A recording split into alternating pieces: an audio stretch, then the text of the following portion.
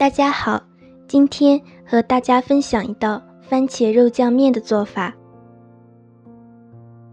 首先，我们需要准备的食材有300克猪肉馅、2个番茄、15克小葱、8克葱、4克蒜、1克姜、100克淀粉水、28克生抽、20克老抽、16克蚝油、15克白糖、1.5克盐、1克白胡椒粉。首先，将番茄用削皮刀去皮，去掉皮的番茄口感会更加柔软，能够更好地融入到其他食材。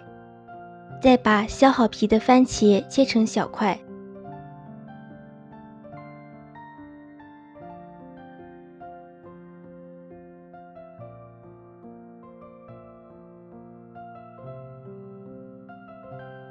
锅中加入适量的油，放入葱姜蒜炒香，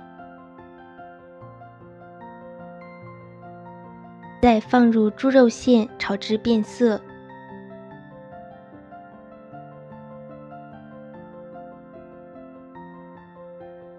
加入番茄，把番茄炒软，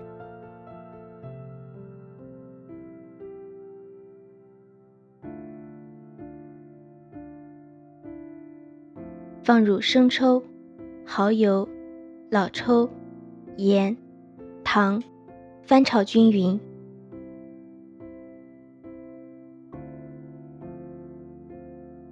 再加入胡椒粉、淀粉水，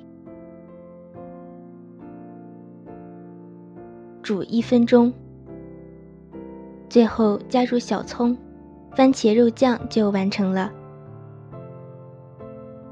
接下来煮面条，将面条放入沸水中，煮熟后捞出，放入碗中，将做好的酱汁浇在面上。这道番茄肉酱面就做好了。